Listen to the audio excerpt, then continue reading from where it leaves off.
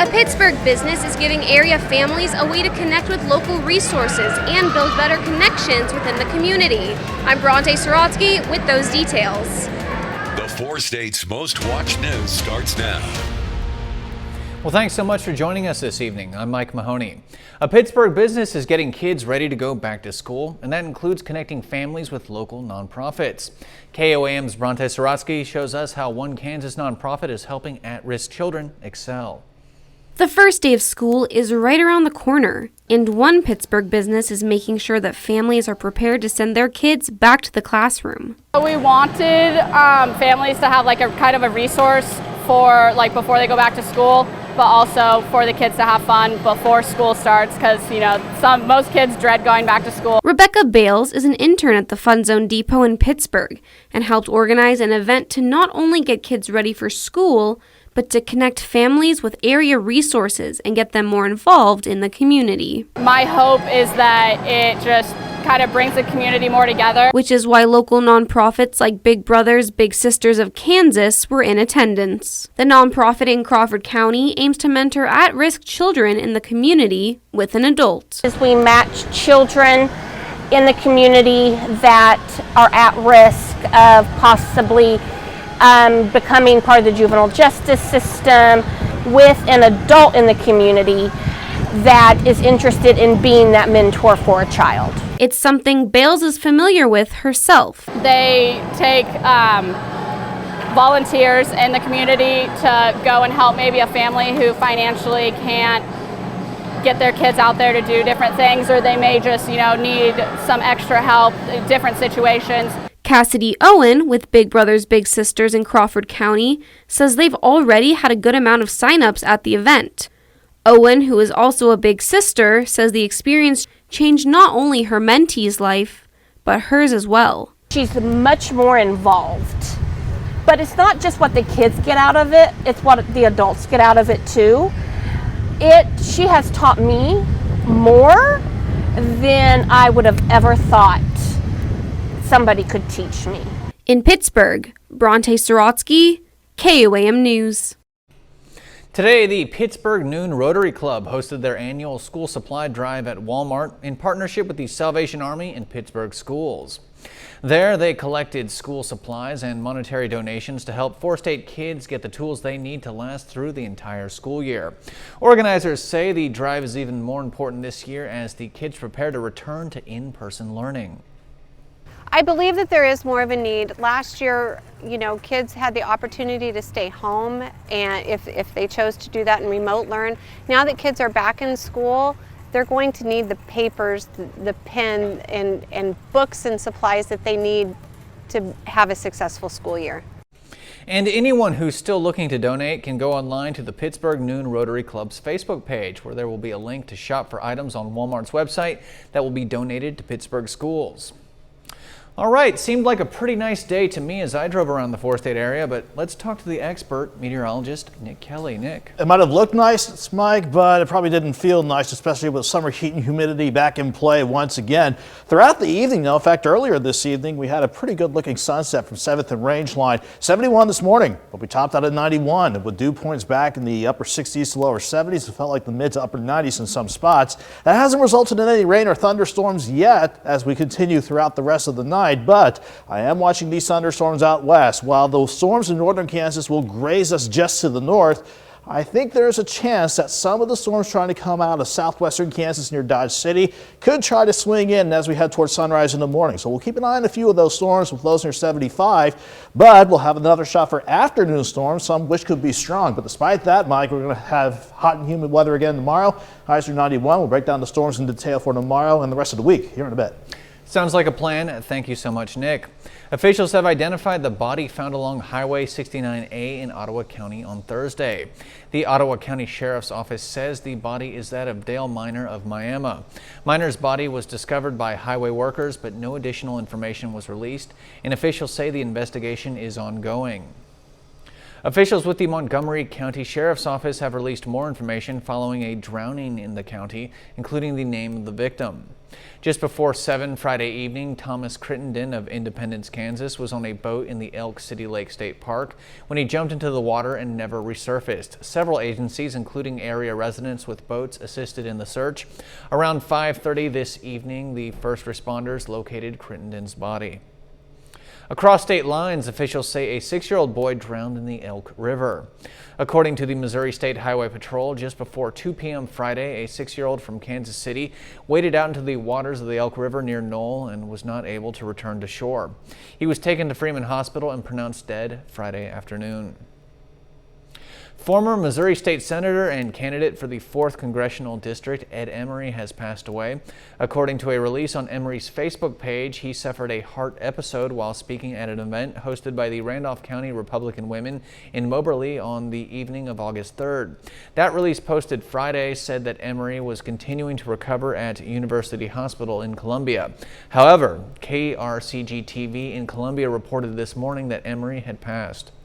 Missouri Governor Mike Parson tweeted this morning about Emery's passing, saying, quote, "We served together in both the House and Senate, and Ed leaves an enduring legacy in public service. He will be missed." Emery is a Vernon County native. Both he and his wife live in Lamar. Folks got an opportunity to learn more about Prairie State Park in Barton County during a special presentation today. Officials with the state park gave a presentation on the park's history and the importance of preserving the natural prairie here in the Show Me State. The park is part of the 1% of natural prairie left in Missouri, and officials say that at one time, more than a third of the state was natural prairie. Well, we have several rare and endangered species that live here. Some of them will only be found on remnant tallgrass prairies, so this isn't something you can just plant in a garden and expect to do well. They need prairie. Following the presentation, visitors were taken on a bison hike through the prairie. It was a spicy Saturday over at Joplin's Empire Market. That's because the market was celebrating the return of Pepperfest. There were all kinds of locally grown peppers for people to pick up, as well as other spicy options like a salsa and margaritas at the market cantina. Pepperfest had to be canceled last year due to COVID-19, but the market is happy to have it back since peppers and this corner of the Show Me State have so much history together. For us in Southwest Missouri, this time of year is best represented by the abundance of peppers of all kinds of colors, all kinds of heat, and so we decided to do Pepperfest. This weekend also marks the end of National Farmers Market Week, which was also being celebrated at the Empire Market. It's now time to honor one of our many four-state heroes. Tonight, we recognize Harry Stanbrow of Kingfisher, Oklahoma. Harry served as a sergeant in the U.S. Army and he fought in the Korean War. He also spent a year and a half as a prisoner of war. Thank you, sir, for your courage and your service. For more information on all our four-state heroes or to nominate your own, just log on to komnewsnow.com.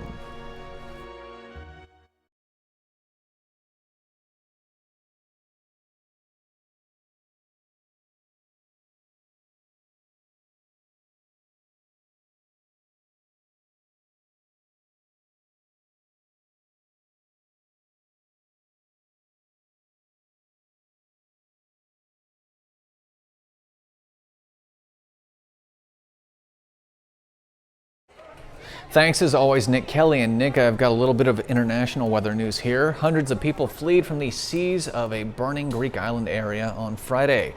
Greece's Coast Guard evacuated about 650 people by ferry boat as wildfires burned just over their shoulders. Greek fire officials combated 154 wildfires Friday, with the biggest fronts in Evia and ancient Olympia, the site of the first Olympic Games. Greece is grappling with a week-long heat wave, which is its worst in 30 years, and simultaneous wildfires consuming thousands of acres of land. When we return, we are taking a closer look at the protests surrounding COVID-19 vaccine mandates. Demonstrators protest against vaccine mandates as the Delta variant continues to spread quickly across the nation. More on this story coming up.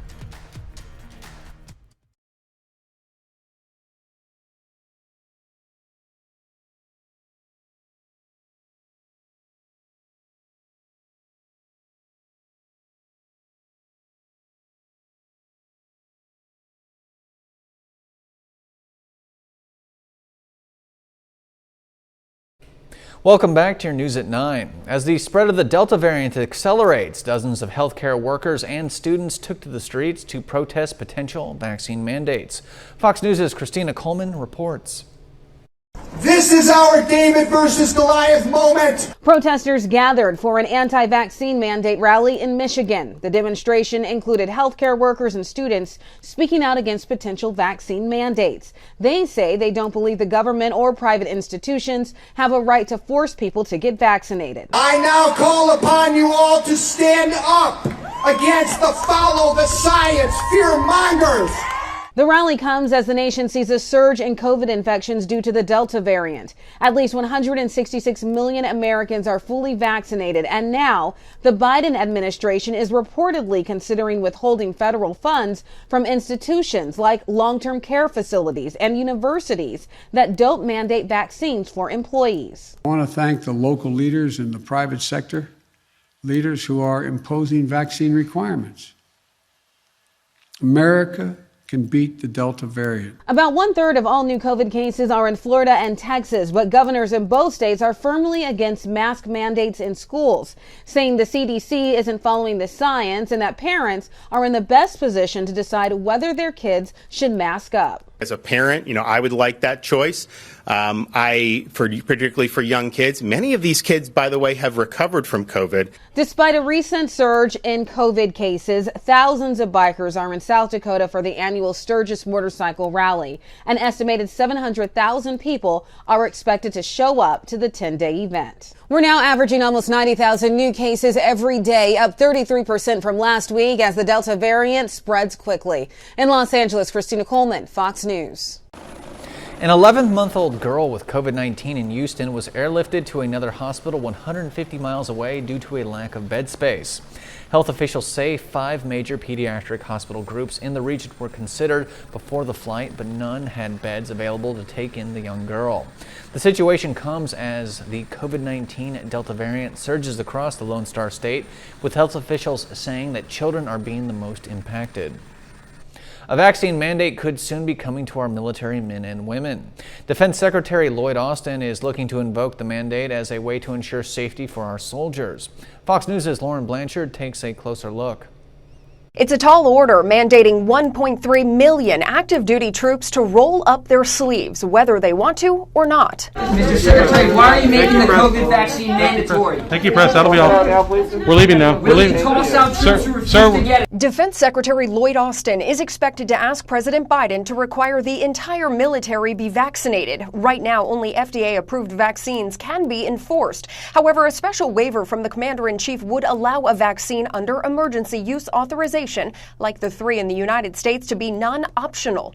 According to the DoD, 64% of active duty troops are fully vaccinated. Slightly more have had at least 1 dose. Whether mandated or not, we want to encourage our airmen to be vaccinated, not just for COVID, but everything else. Officials say they are in a race against time with the Delta and new Lambda variant among the unvaccinated to keep the military mission ready. Legally, Anthony Kuhn says the main concern from service members they've heard from is that it's not FDA approved yet. But until the waiver is official from the White House, there's little in the courts that can be done. Hopefully the federal government does the right thing here and doesn't rush. The minute that presidential waiver goes into effect, assuming it will, then the court case is going to get a little more, maybe 50-50.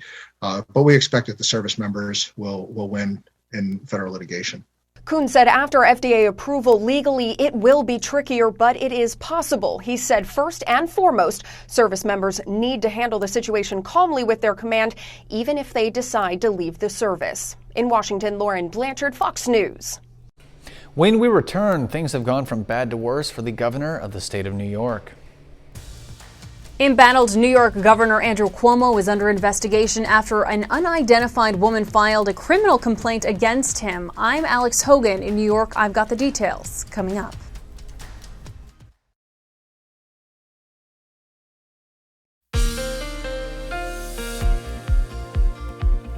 Hot and humid once again today, and unfortunately it'll stay that way for much of the week ahead, including tomorrow, despite some rain chances that we need to keep an eye on for tomorrow as we wrap up the weekend.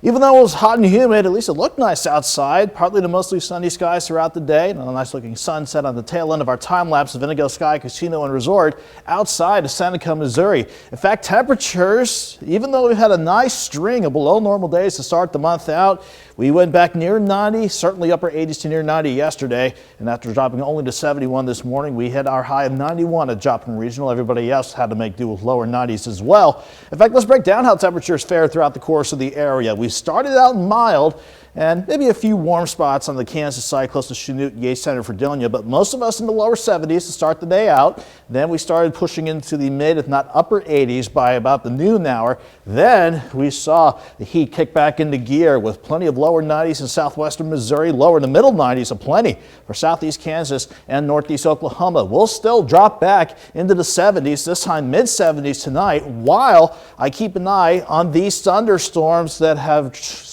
survived the journey so far across the state of Kansas. But the strongest of the storms are about from, let's say Hutchinson up north to the Nebraska line. Those storms should stay to the north. It's the storms near Dodge City, Mullinville, Greensburg that I'll be keeping an eye on, because some of those storms could try to sneak in overnight. And these storms got triggered today because of a stalled out front to the west. That really won't make it in here, but this is also coming into play. This upper low working across the northern plains also helped trigger the storms out west.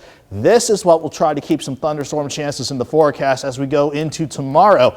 In fact, as early as tomorrow morning. So let's break down your future track forecast going through the overnight hours. Here's 2 a.m. The freshest run of our future track here, hinting at most of the activity wants to stay to the north of us. But I would not be surprised at all, given that Mother Nature will do whatever she wants to do. Could try to bring some isolated storms out west or pop a few of her own right on top of the region, especially on the Kansas and Oklahoma side by the time we get closer to sunrise. And some of these could be strong, but I'm not expecting any severe weather overnight. Otherwise, quite a warm start with mid-70s during the morning hours. We'll still keep an eye out on a few isolated thunderstorms. I think we're dry to start the afternoon out, but all of these storms passing nearby overnight will leave some boundaries at the surface, and they'll help to trigger more scattered afternoon storms. And some of these could be strong with some small hail and gusty wind. I'll still keep an eye on them in case we get a severe threat for tomorrow, but in general, unfortunately, it's not going to scrub out the humidity. 75 in the morning, 85 by noon, and it won't scrub out the heat either. Highs only topping out near 91 degrees. We'll continue with scattered thunderstorm chances through tomorrow night, but they'll start to taper off as we go into Monday morning. But that does not scrub out the heat and humidity, despite some of the rain that we can see out of this. Maybe anywhere from 1/10 of an inch to an inch with the heavier pockets of rain that could work in overnight. But any heavy pockets of rain with the other storms we'll see up until about Monday morning could bring isolated spots of 1 to maybe 2 inches of rain. So it's unfortunate that that rain won't scrub out the heat and humidity, because we'll stay near 92 on Monday, mid-90s Tuesday, Wednesday, and Thursday. Hopefully, Mike, with the front on Friday, we'll go from 93 on Friday to 87, and a beautiful Saturday lined up for us. New York Governor Andrew Cuomo could face criminal charges after one of the 11 women identified in the state attorney general's bombshell report filed a criminal complaint alleging the governor groped her.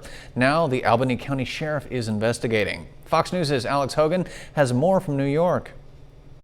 She filed a formal report alleging criminal conduct against the governor. The conduct was sexual in nature. The Albany County Sheriff's Office confirming the criminal complaint filed against embattled New York Governor Andrew Cuomo. We're in the very infant stages of this investigation. We have a lot of fact-finding to do. We have interviews to conduct. An unidentified executive assistant pictured here claims Governor Cuomo groped her multiple times in the executive mansion, including seconds before taking this selfie in 2019 and again in 2020 when he allegedly put his hand under her shirt. Cuomo's lawyer says this never happened.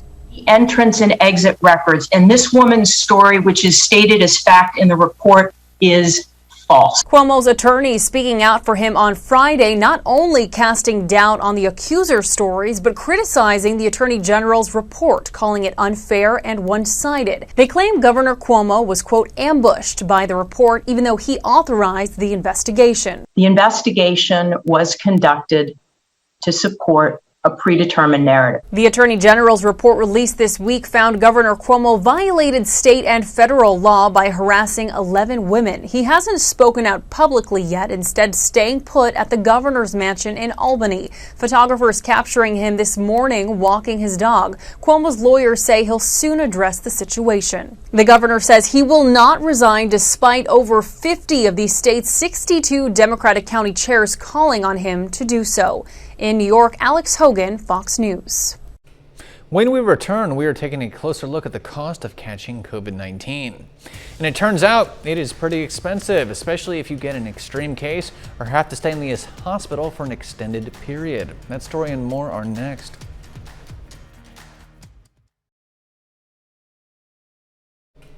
Welcome back to your News at 9. Not only is a hospital stay for COVID-19 not a desirable scenario, it can also be a pricey one due to the level of care involved and changes from insurance providers. Fox News' Brianna Arredondo spoke to hospital administrators about what the bill looks like. If you get COVID and need hospital care, the dollar signs quickly add up. Nowadays, you might have anywhere from $100 to $450 if you have insurance. Just for your ER visit. Speaking remotely, Christy Delchek with Haven Healthcare Advocates tells us insurance plans have higher out-of-pocket costs now. And if you have to stay in the hospital, doctors say it can be intense. What we're finding with COVID individuals is they do require a lot of resources at times. Dr. Nishant Anand with Baycare Health System tells us over video conference, they're seeing patients stay an average of 6 days in the hospital, 12 days or more in the intensive care unit. If they end up having to be on a ventilator, that could be that could require them to stay in the hospital for a prolonged period of time. If they need to be on blood thinners, that all adds up. The nonprofit Fair Health tracks hospital costs due to COVID-19 nationwide. In Florida, the median cost for a hospital stay without insurance is around $49,000. It's around $234,000 with the ICU or ventilator. If you have insurance and you pay part of the bill, Fair Health found the median cost was around $23,000 for a hospital stay, and it goes up to $115,000 for ICU. A lot of the insurance companies had waived copays last year at the beginning of COVID, but those have expired. And so your exposure now is for whatever your coverage is for your insurance plan, if you're lucky enough to have insurance. But millions have no insurance. Doctors say there's a way to avoid a potentially hefty bill. One is wear a mask if you're going to be around other individuals in the community that potentially are not part of your household. And the second thing is get vaccinated if you have not been vaccinated. Coronavirus cases at the Olympics cross a new marker, but Olympic officials are feeling good about the games overall. Tokyo Olympics organizing officials say 22 new cases of coronavirus were reported as of today. That brings the total number of cases at the games to 404. Officials feel confident that their approach to virus containment has been a safe one, with no spectators allowed and only 2 days left. Meanwhile, in Japan, overall coronavirus cases are now over 1 million, with 144,000 new infections since the start of the games. Don't go anywhere. We have got a lot more news headed your way, as well as another look at your weather with meteorologist Nick Kelly and your KOAM Sports Report with Danny Terzer. That's all coming up right here on your KOAM News on Fox 14. And still to come, the United States Postal Service says your mail deliveries will most likely be getting slower come October. And you'll learn why right after the break.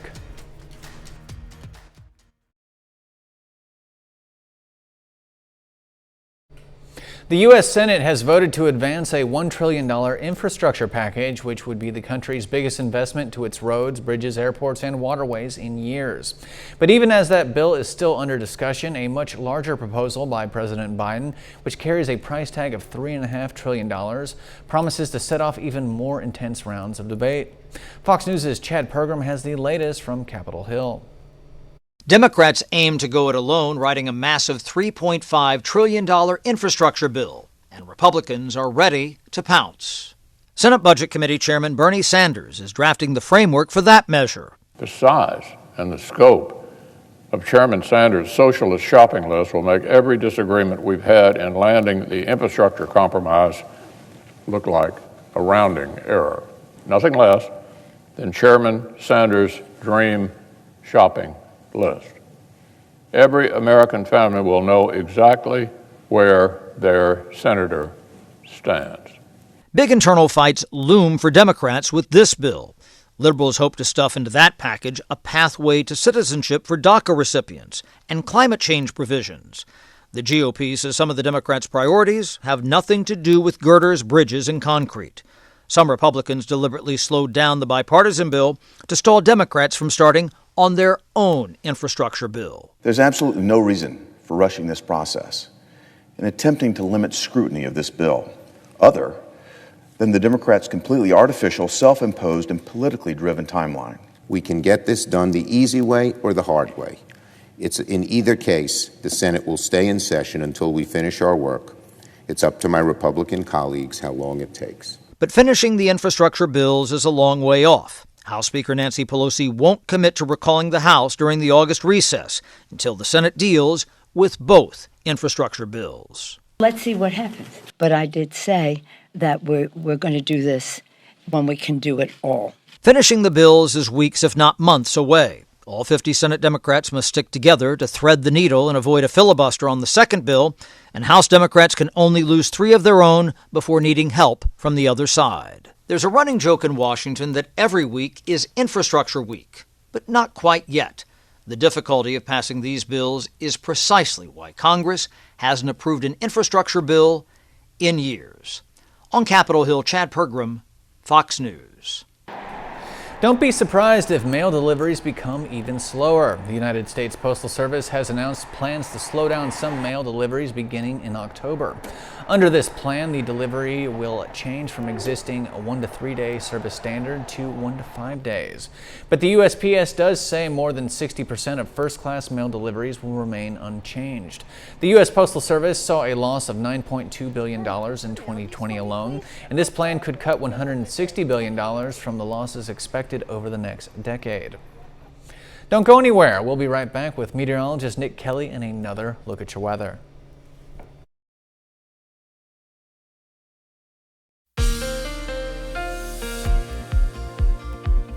Hot and humid once again today, and unfortunately it'll stay that way for much of the week ahead, including tomorrow, despite some rain chances that we need to keep an eye on for tomorrow as we wrap up the weekend. Even though it was hot and humid, at least it looked nice outside. Partly to mostly sunny skies throughout the day, and a nice looking sunset on the tail end of our time-lapse of Indigo Sky Casino and Resort outside of Seneca, Missouri. In fact, temperatures, even though we had a nice string of below normal days to start the month out, we went back near 90, certainly upper 80s to near 90 yesterday, and after dropping only to 71 this morning, we hit our high of 91 at Joplin Regional. Everybody else had to make do with lower 90s as well. In fact, let's break down how temperatures fared throughout the course of the area. We started out mild and maybe a few warm spots on the Kansas side close to Chanute, Yates Center, Fredonia, but most of us in the lower 70s to start the day out. Then we started pushing into the mid, if not upper 80s by about the noon hour. Then we saw the heat kick back into gear with plenty of lower 90s in southwestern Missouri, lower to middle 90s, plenty for southeast Kansas and northeast Oklahoma. We'll still drop back into the 70s, this time mid 70s tonight, while I keep an eye on these thunderstorms that have survived the journey so far across the state of Kansas. But the strongest of the storms are about from, let's say Hutchinson up north to the Nebraska line. Those storms should stay to the north. It's the storms near Dodge City, Mullinville, Greensburg that I'll be keeping an eye on, because some of those storms could try to sneak in overnight. And these storms got triggered today because of a stalled out front to the west. That really won't make it in here, but this is also coming into play. This upper low working across the northern plains also helped to trigger the storms out west. This is what will try to keep some thunderstorm chances in the forecast as we go into tomorrow.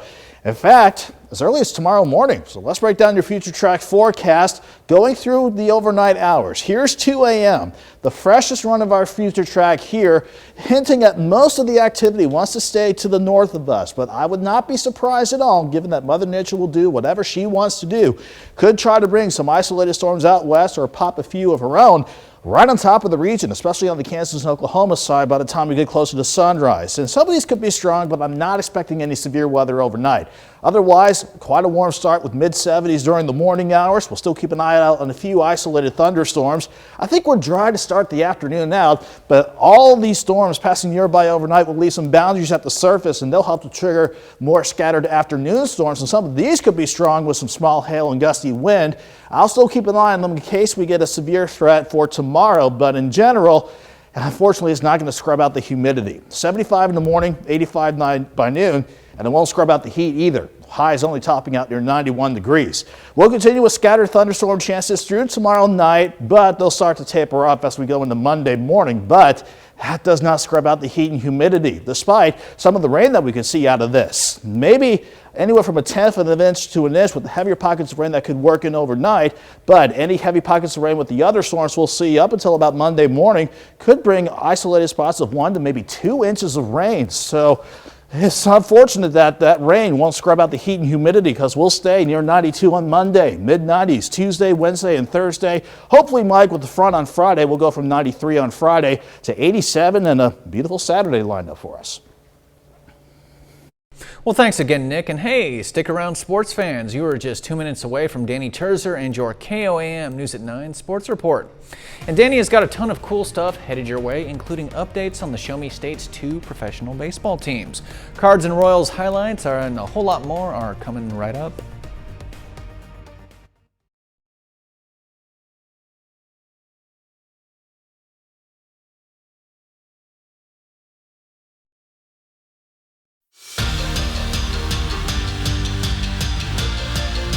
There's just 26 days until the Missouri Southern Lions kick off their season. Today marked another big step in preparing for their season opener on September 2nd. The Missouri Southern Lions took the field today for their first fall practice. I can tell that there's a different atmosphere out here at Missouri Southern right now. A bunch of guys haven't played football in almost 2 years, so you can tell that the energy was really there today, and a bunch of people were bouncing around excited just to put a helmet back on today. It's the first of 9 practices before school starts. The pads go on Wednesday. It feels great. I had an alarm set for 6 o'clock. I honestly couldn't fall asleep. I woke up about 5 o'clock, 5:15. I was just anxious, brushed my teeth super early, just ready to get out here and work. I have been just overly impressed with how they've maintained the high level of energy. They have done a great job just keeping the momentum going and just continuing to build on what we had from the spring. It's a young team this year, and Coach Bradley is looking for guys to stand out. We've got over 70 newcomers with young guys and a couple transfers, and the biggest thing is who's going to separate themselves with how quickly they pick up the playbook, how quickly they fly around, their effort, their physicality. Bradley is new too. He enters his first full season as head coach and brings a new culture to the program. I want us to be the best version of us. I really want our guys to just maximize themselves so that we can maximize ourselves as a team. That's where we will strike. His players have bought into his philosophy. Starting to trust Coach Bradley and trust his word, so everybody just meshes together well with that. Our motto right now is 1%, so every day we're going to do our 1%. We see the rankings and things like that, but we're going to take it one day at a time. It's go time for the Lions. In less than 1 month, they open up the season on the road against Nebraska Kearney. Pittsburgh Little League's postseason run continues today. Pittsburgh won the state tournament and are now representing Kansas at the Midwest Regional Tournament in Indianapolis. Pittsburgh plays its first game of the regional tournament today against Circle Pines, Minnesota. Down by 2 in the second, Will Schremer with a big hit out to the back fence. An RBI double as Brady Bettiga scores. Pittsburgh within 1. Then Max Bush jams it in the right corner. That brings Schremer home to tie it up. The Circle Pines takes a 1-run lead into the 5th. Then they pour it on. Jordan Anderson gets it by the right fielder, a 2-run triple. Circle Pines gets the win 10-2. Pittsburgh moves to the elimination bracket. They'll face North Dakota on Monday. The St. Louis Cardinals snap a 3-game skid on Friday against the Royals. Tyler O'Neill helped propel the Cards to a victory with a career-high 4 hits and his 18th home run of the season. Tonight, the Royals will try and even up the series, but instead, it's the Cardinals that get their second win in a row. Nolan Arenado tallies his 21st home run of the season. Yadier Molina goes 1 for 3 with 2 RBI. The Royals will try and avoid the sweep in the finale on Sunday. Sporting Kansas City is out in Colorado tonight for a match against the Rapids. They're coming off a 4-goal victory from earlier this week. Tonight, a little bit of a different story. No score, tied at 0 late in the second half. The Rapids outshooting Sporting Kansas City 9-7. We'll be right back with more news. Welcome back. Here's one of those stories that when I saw it, I said, this is going on the news. A giant violin-shaped boat built to honor those who died from COVID-19 got dropped in the waters of Venice on Friday ahead of the vessel's official launch next month. After being placed in the water, a cellist performed on board the floating violin. The seafaring instrument was nicknamed the Violin of Noah, and the boat was built during the pandemic by an artist and woodcarver who said the violin vessel symbolizes the city of Venice's rebirth. The violin's official launch is expected on September 18th. We are not done yet here on your KOAM News at 9 on Fox 14. And there is no shortage of cat lovers out there, my mom included. But would you walk a mile and a half just to check out, local felines? That's what's happening in Minneapolis as hundreds of people go on the Wedge Cat Tour. And we are checking it out in just 2 quick minutes.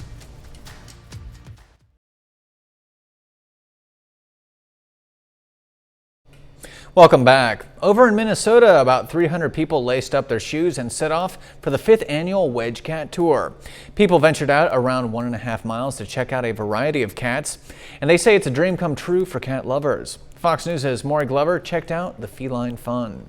I'm a cat lover, so I love cats, and I'm like, we gotta go check this out. They say every dog has its day. Well, he likes cats, and I told him where I was going, and he asked if he could come too. So I said, well, you have to come, and that's Big Boy. They were gonna get going. But in the Wedge neighborhood, It's a ginger! cats get one too. I came all the way back to the city to see kitty cats. About 300 people turned out for the 5th annual Wedge Cat Tour, where they walked about 1.5 miles to check out about 36 felines in windows, porches, and front yards. After last year's tour moved online only because of the pandemic. Well, it's good to get back out there, walking around the neighborhood, looking at cats after last year. Last year's tour was virtual, so we didn't have a big turnout, but it's good to get back out there. Organizer John Edwards says he started it to make fun of historic home tours in the neighborhood, but the event turned out to have 9 lives. People love cats. It's a wholesome event. It's fun. It gets you out into a beautiful neighborhood to walk around and appreciate the buildings. So, it has all those things going for it. She's darling. She's gorgeous. For some, it's the perfect opportunity to see their furry friends take center stage. You get to be around other cat people. They should have more cat things here. I think that's a great cat, and I like its haircut. And so does Big Boy. But for others, the tour is the cat's meow. A pleasant evening. That's it. I'm not looking for much. Just a nice night to walk around and look at cats in nice houses. A regular viewer told me she remembers meeting a baby penguin named Elvis when she got to visit a zoo in her youth. So Mary, I am dedicating this story to you. Over in Chicago, 4 baby penguins were taking a dip in the pool, but this swim was more than just fun times in the water. Experts say it's an important milestone in their development. The penguins were born at the Shed Aquarium in Chicago back in April and May. These penguin chicks have also reached other milestones such as eating, fishing, and socializing. The chicks are not in the public eye just yet, but once given the all clear, they will eventually join the aquarium's penguin colony. Nothing like a day at the pool, right? All right, well, thanks so much for tuning in on this Saturday evening. We'll see you tomorrow for more KOAM News at 9 on Fox 14. Have a great night. Stay safe out there.